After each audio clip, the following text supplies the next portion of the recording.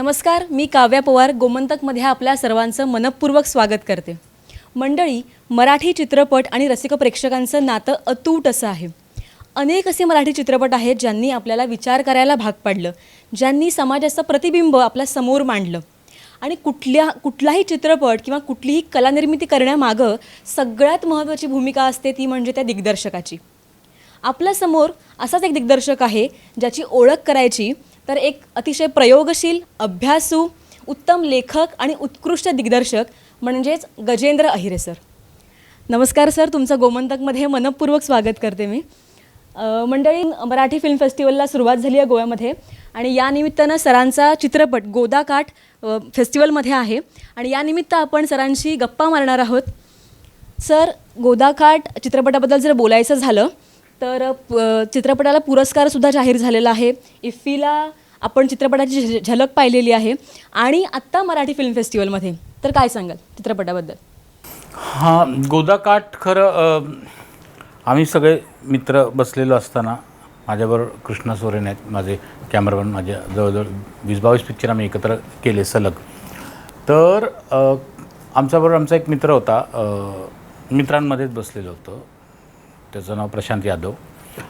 तर आपण एक सिनेमाची गोष्टीवर आम्ही नेहमी बोलत असतो. तर बोलता बोलता असं लक्षात आलं की चला आपण पिक्चर करूया.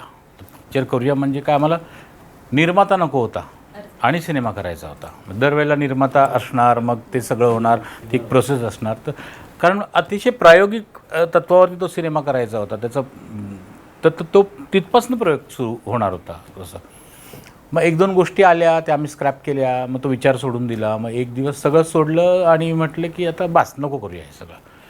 म्हटलं ठीक आहे, जेवूया आणि निघूया दुपारी असं. तर जेवलो आणि बसल्या बसल्या मला ती गोष्ट सुचायला सुरुवात झाली. जेव्हा त्याचा विचार सोडला होता तेव्हा मग परत थांबवलं सगळ्यांना. आणि मग बेसिकली गोदाकाठ आपल्या तुमच्या आमच्या जगण्यातल्या स्ट्रेसमधनं आलेली एक अतिशय गोड अशी गोष्ट आहे, माणुसकीची गोष्ट आहे. आणि ती प्रोसेस सुरू झाली. गोदाकाठ काय तर गोदावरी नदीचा काठ, त्याला 2 काठ आहेत, 2 बाजूला 2 आहे. त्या गोदाकाठी एक माणूस राहतो ज्याने सगळं तो सोडून दिलेलं आहे आणि तो अनासक्त झालेला पूर्ण असा माणूस. आणि तो तिथे जगण्याची फिलॉसॉफी सांगतोय, काय लागतं जगायला मला.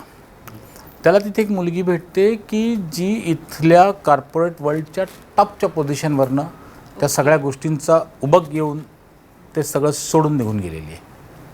आणि ह्या 2 ध्रुवावरची 2 माणसं त्या ठिकाणी माणुसकीची कथा उलगडू लागतात, अशी ती सगळी गोष्ट आहे.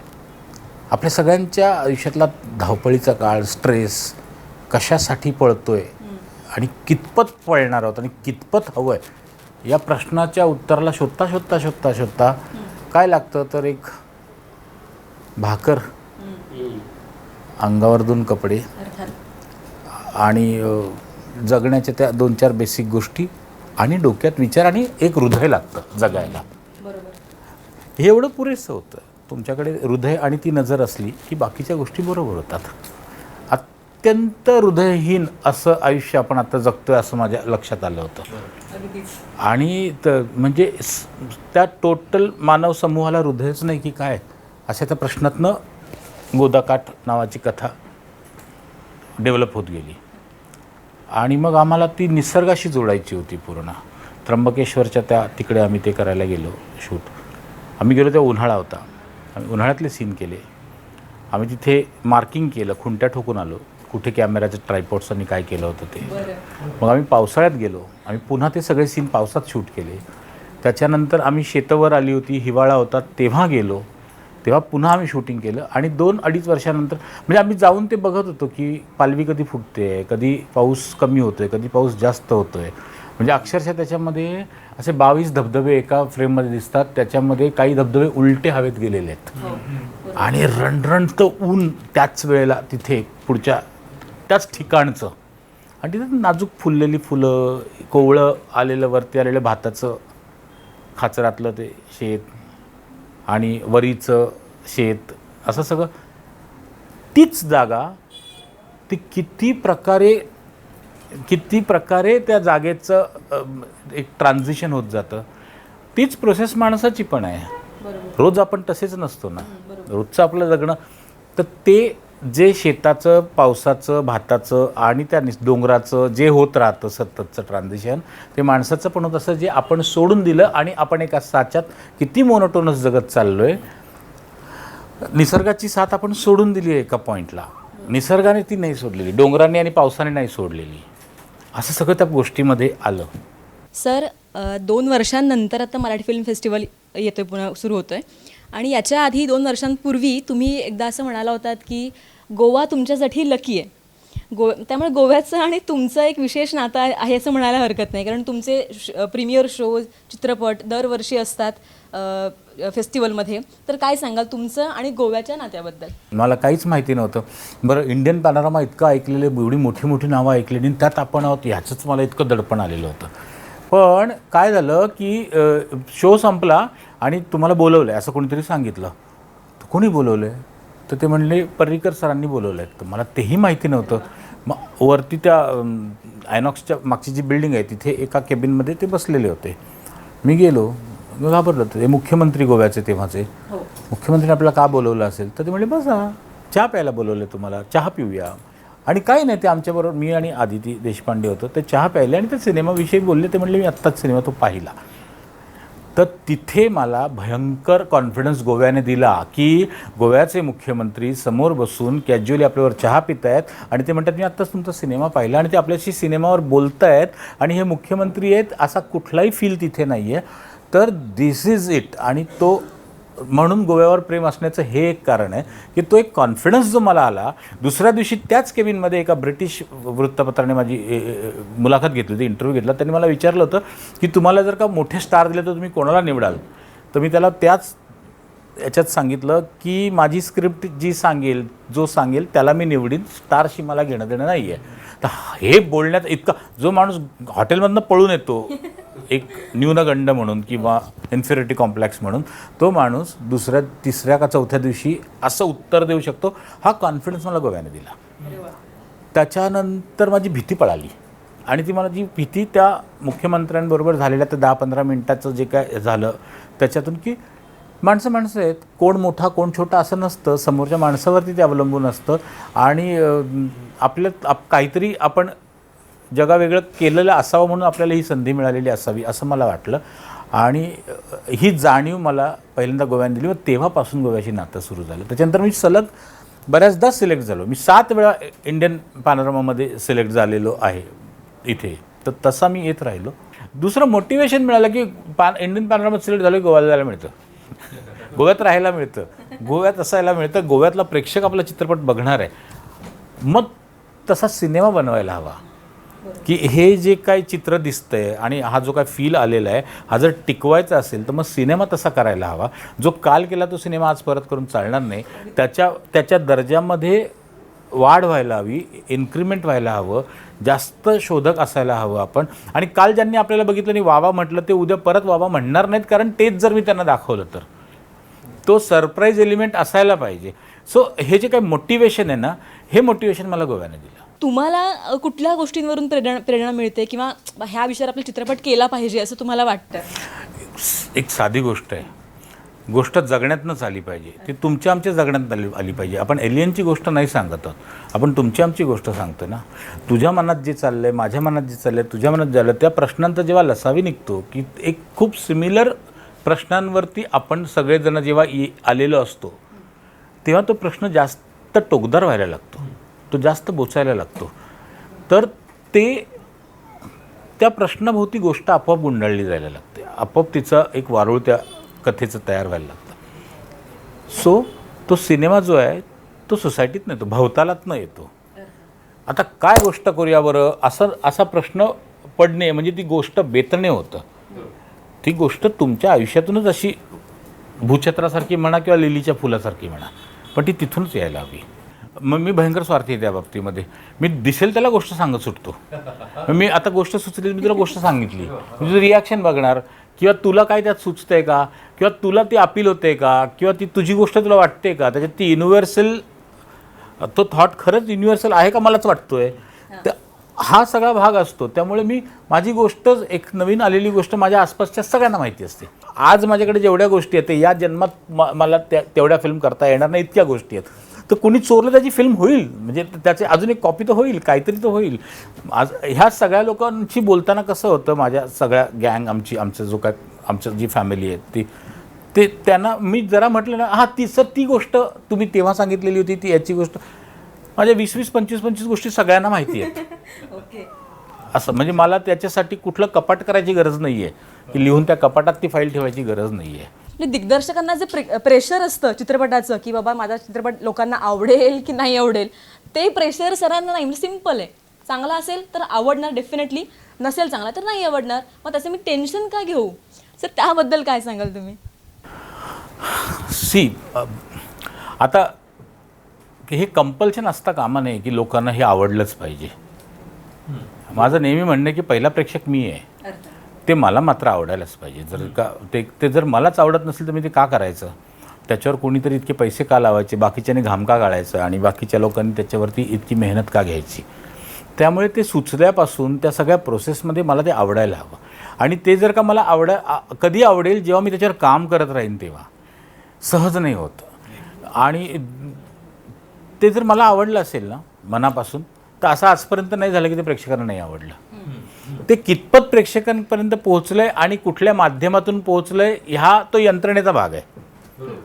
ते म्हणजे छोट्या बॉक्समधनं गेले का मोठ्या बॉक्सवरनं गेले का मोबाईलमध्येच बघितलं किंवा तो त्या यंत्रणेचा भाग आहे. परंतु मला जी फिल्म आवडली ती फिल्म प्रेक्षकांना आवडली नाही असं नाही झालेलं. पण मला जी फिल्म नाही आवडली, माझे जिथे प्रयत्न पूर्ण सफल झाले नाही किंवा मी 100% माझं देऊ शकलो नाही, किंवा मला जिथे असं वाटलं की अरे कच्चं राहिलं आपलं काम, तर लोकांचं पण हे मत त्याच्याबद्दल होतं. त्यामुळे लोक जे आहेत ना, तो मी आधी आहे, मीच लोक आहे माझ्यासाठी. त्यामुळे मी स्वतःला पडताळून पाहिलं पाहिजे सतत की मी का करतोय, हे करायचं कारण काय आहे. म्हणजे याच्यातनं कोणाला पैसे मिळणार आहेत, आनंद मिळणार आहे, भीती वाटणार आहे, धक्का बस, काहीतरी तर व्हायला पाहिजे, कुठला तरी ड्रामा घडला पाहिजे पुढे, आणि काहीतरी तर दुसरा सिनेमा समोर सुरू झाला पाहिजे. एक सिनेमा पडद्यावर चालू असताना प्रेक्षकांमध्ये जो आतमध्ये दुसरा सिनेमा चालू राहतो त्याचं रिफ्लेक्शनचा, तोच जर होणार नसेल तर मग ते एफर्ट्स घेण्याला कारण आपण त्याच्यावरती मॅन आवर्स लावत असतो, पैसे लागत असतात, रिसोर्सेस लागत असतात. हे सगळं जेव्हा लागत असतं तर त्या सगळ्या गोष्टींची व्हॅल्यू आहे. त्या सगळ्या व्हॅल्यूचा अर्क उतरून ते शेवटी तो त्या पडद्यातल्या गोष्टीवरती जात असतो. बरं, मी एकटा काही सिनेमा करत नाही तर ते ॲक्टर पण मरत असतात बिचारे, त्याच्यावरती काम करत असतात, साऊंड रेकॉर्डिस्ट काहीतरी करत असतो, व्हायोलिनवाला काहीतरी करत असतो, 70 लोक काम करत असतात. त्यामुळे माझी ती जबाबदारी आहे की ह्या 70 लोकांना ते समाधान मिळालं पाहिजे त्यांच्या कामाचं. पण म्हणजे सिनेमा एकमताने तयार होतो, पण ते एकमत दिग्दर्शकाचं असलं पाहिजे, हे माझं म्हणणं आहे. तरी परंतु कुठल्याही कलावंत जो त्या सिनेमाशी निगडीत आहे त्याने त्याचं 100% दिलं आहे ह्याचं समाधान त्याच्यापर्यंत पोहोचायला हवं. तर त्या सगळ्यांचा जेव्हा एक असा परिपोष एक सार जेव्हा त्याच्यामध्ये उतरेल तेव्हा ते प्रेक्षकांचे रिॲक्शन येणार आहे.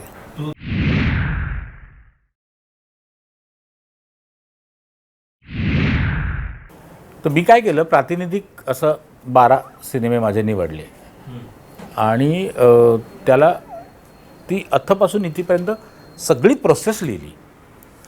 जनरली काय होतं की ॲक्टर्स जेव्हा इंटरव्ह्यू देत असतात सिनेमाच्या प्रमोशनच्या वेळेला, आम्ही सेटवर खूप मज्जा केली असं ते म्हणतात. बऱ्याचदा केलेली असते, नाही असं नाही, पण ती सतत मज्जा केली वाक्य जे काय जायला लागलं त्याच्यामुळे काय होतं की, आणि दिसताना प्रेक्षकांना ॲक्टर दिसतात टी व्हीवरती वगैरे हे सगळं करताना, टेक्निशियन दिसत नाही. टेक्निशियनचं इंटरव्ह्यू कोणी घेत नाही मागचे, आणि टेक्निशियनला कोणी सिरियसली ऐकत पण नाही. तर मला असं वाटलं की फक्त मज्जा नाही ना, तो व्यवसाय आहे, त्या व्यवसायातले सगळे संभाव्य धोके, संयोजन, नियोजन, हे सगळंच आहे ना त्याच्यामध्ये. त्याला पैसे लागलेले आहेत, एफर्ट्स लागलेले आहेत, ते सगळंच आहे. मजा केलेलीच आहे, मी ती नाकारत नाही मजा, पण त्या मजेचं प्रमाण वेगळं आहे आणि हे सगळं वेगळं आहे.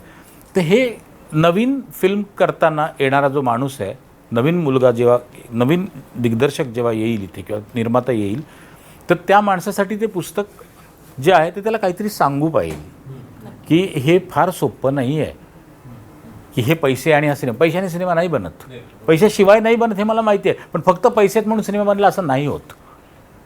त्याच्यासाठी सिनेमा बनवण्याची पॅशनच लागते, मग तो पैसे आणतो, ती पॅशन पैसे आणते.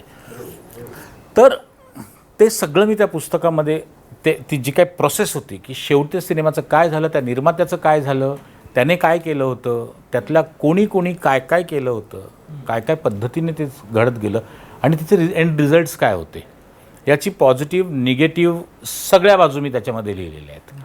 आता ते पुस्तक प्रकाशित होत आहे.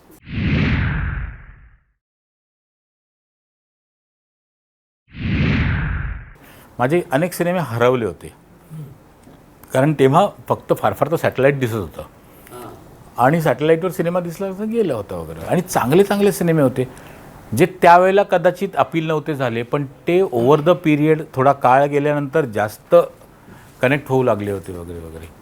ते सगळे सिनेमे परत वर आले.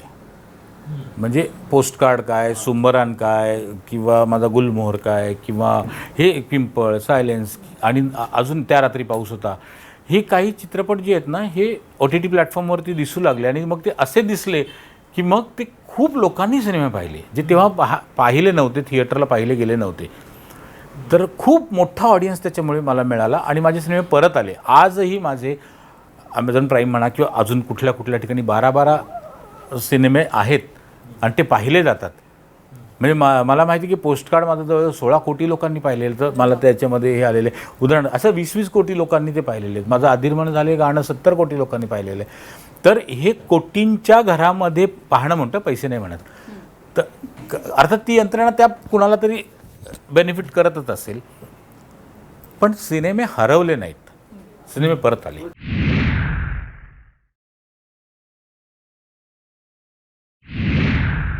कसं आहे, थिएटरमध्ये आपण जेव्हा सिनेमा बघतो तेव्हा 500, 200, 250, 300 अशी माणसं एकत्र येऊन जेव्हा सिनेमा बघतात, तेव्हा तेवढ्या लोकांच्या अभिरुचीचा लसावी मसावी काढावा लागतो की त्या सगळ्यांना मॅक्झिमम कसं आवडेल अशा पद्धतीने सिनेमाचं डिझायनिंग आणि क्राफ्टिंग झालेलं असतं. आज आपल्याकडे पर्सनल स्क्रीन आहे. एकटा जर माणूस जसं पुस्तक वाचतो एकटा माणूस, त्यामुळे एकट्याची अभिरुची त्याला अप्लाय होत असते. ते सिनेमाचं झालेलं आहे. त्यामुळे सिनेमा खूप प्रोग्रेस करून गेला, कारण प्रत्येकाचा पर्सनल स्क्रीन आहे. हा पर्सनल स्क्रीन आहे माझा, मी याच्यावरती सिनेमा बघू शकतो आहे. आणि त्याच्याबरोबर माझ्या बाजूला कोणी शिट्टी वाजवणारा नाही आहे किंवा अजून काही त्यालाही आवडला पाहिजे हे कंपल्शन नाही आहे. हा मला आवडला, खूप झाला. असा जेव्हा तुम्ही अत्यंत इंडिव्हिज्युअली सिनेमा बघू लागता, तेव्हा तुमची गोष्ट पण इंडिव्हिज्युअल होणार आहे, जी होऊ लागलेली आहे. त्यामुळे जे अशा इंडिव्हिज्युअलिस्टिक गोष्टींवर काम करणारे, अत्यंत एक पदर घेऊन काम करणारे जे काय दिग्दर्शक आहे, ते दिग्दर्शक वरती आले. त्यांनी खूप चांगलं काम केलं आणि आज जगाच्या पातळीवरती, जागतिक पातळीवर सगळीकडे बघितलं तर जो काय एक वर्ल्ड सिनेमा आपण ज्याला म्हणतो, एक दर्जेदार सिनेमा जो दिसतो आणि त्याचा क्वांटम जो इतका वाढला, त्याचं कारण ते आहे.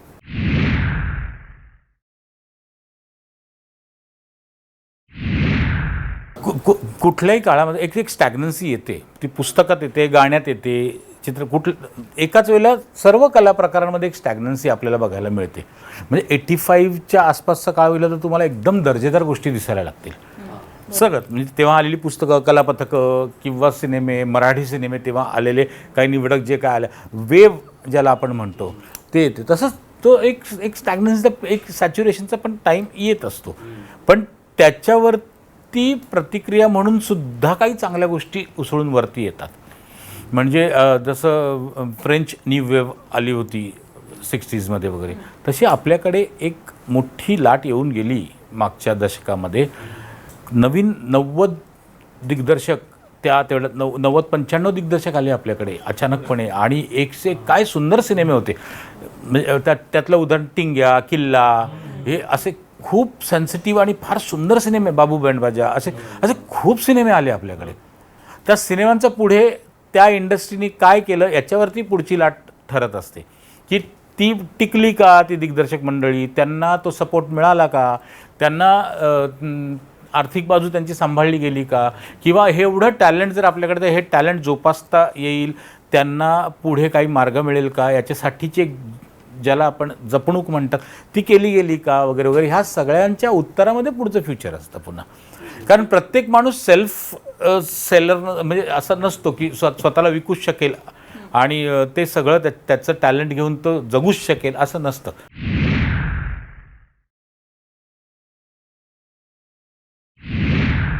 त्या भाषेला त्या संपूर्ण प्रदेशाचा सपोर्ट आहे.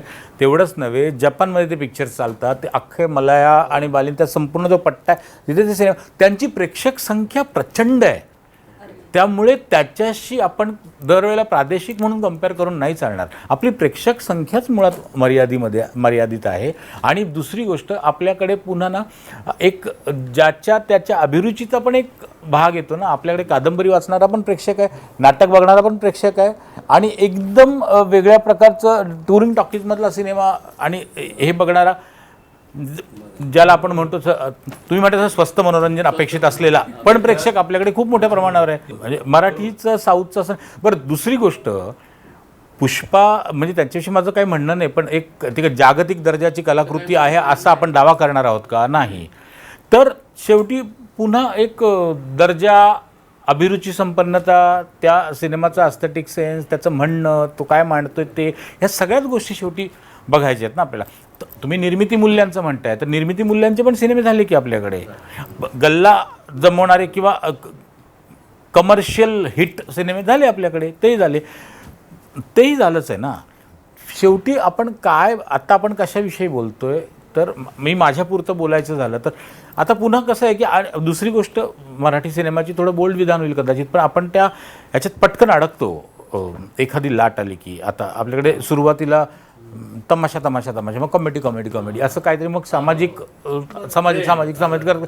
आता फक्त तलवारी चालत आहेत. तलवारींचे 22 सिनेमे धाडकन त्याची, म्हणजे असं त्याच्यावरती आपण आत्ता आहोत. ते सिनेमा वाईट आहे असं माझं म्हणणं नाही आहे, किंवा ते करू नये असं माझं काही म्हणणं नाही, पण त्याची काय लाटेवर स्वार होणं आहे ना, तर त्याच्यामध्ये ही जी प्रयोगशील मुलं होती ही कुठे गेली याचा कुठेतरी आपण अभ्यास करायला पाहिजे, की ज्यांनी तो एक तेवढा पिरियड पुरता का होईना पण एक खूप मोठा प्रयोग मराठीत होऊन गेला. एक 7-8-10 वर्ष होती ती त्याची. मग ते प्रयोग आत्ता होत आहेत का, ते बघायला पाहिजे. नवीन टॅलेंट जे आलं होतं आपलं, ते कुठे गेलं, त्यांचं काय झालं, हे शोधायला पाहिजे.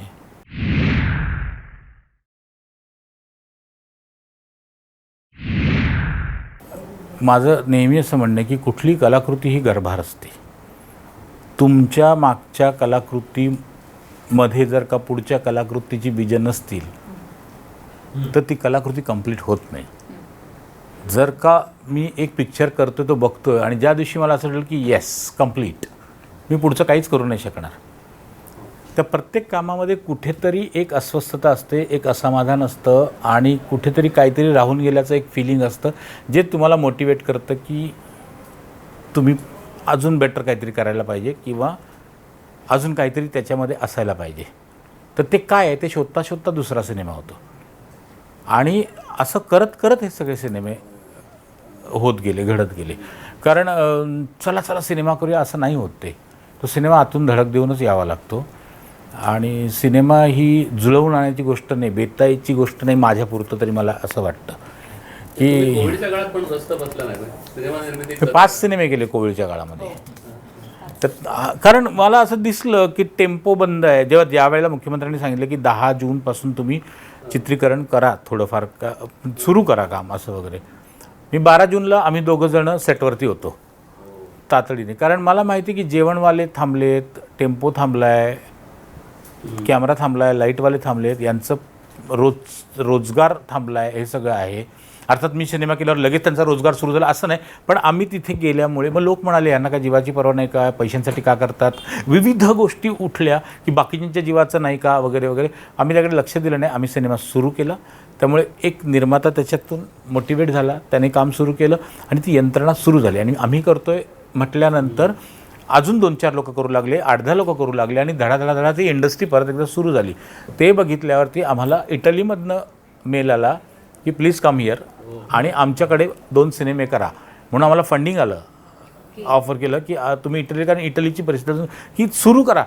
तुम्ही ते चाक हलवणं एवढाच उद्देश होता तो सिनेमा करण्याचा त्यावेळेला. येस. आणि तिकडे मग आम्हाला UK ऑफर आली आणि आम्ही UKला गेलो आणि आम्ही 2 सिनेमे केले. ते करून येईपर्यंत इकडे अजून एक सिनेमा कोणीतरी करा म्हणून सांगितलं, तो केला. आणि त्याच्यानंतर आम्ही हिंदी सिनेमा केला. म्हणजे त्या कोविडच्या त्या सगळ्या काळामध्ये आम्ही 2 दिवस पण घरी नव्हतो बसलेलो. आम्ही सतत फिरत होतो आणि सतत काम करत होतो. आणि आमच्यापैकी कुणालाही काहीही झालं नाही.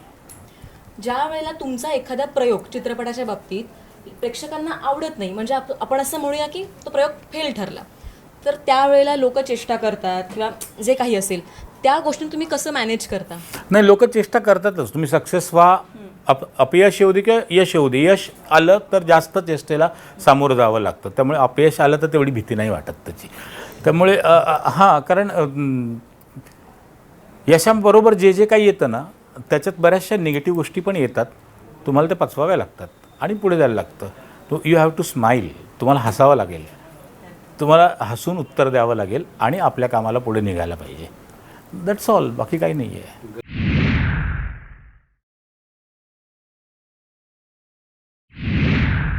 आत्ताच नुकतीच आम्ही द सिग्नेचर नावाची फिल्म कंप्लीट केली, हिंदी फिल्म, ज्याच्यात अनु कपूर, अनुपम खेर, महिमा चौधरी, रणबीर शौरी, जोशी, मनोज जोशी आणि अशी सगळी कास्टिंग होती. कंप्लीट झाली फिल्म. जया बच्चनजींबरोबर आम्ही एक फिल्म कंप्लीट केली, इंडमॉल प्रोडक्शनची नुकतीच. त्याच्यामध्ये रजत कपूर आहेत, जया बच्चन आहे आणि राजेंद्र गुप्ता आहेत. अशी कास्टिंग 2 हिंदी सिनेमे आमचे आता पूर्ण झालेत आणि आता आम्ही पुढच्या कामाला लागलो आहे. आम्ही प्रेक्षक वर्ग तुमच्या नवीन सिनेमांची आतुरतेने वाट पाहत असतो आणि तुमच्या पुढील संपूर्ण वाटचालीसाठी गोमंतककडून प्रेक्षकांकडून मनपूर्वक शुभेच्छा. वेळात वेळ काढून आमच्याशी छान गप्पा मारल्यात त्याबद्दल तुम्हा दोघांचेही मनपूर्वक आभार. धन्यवाद.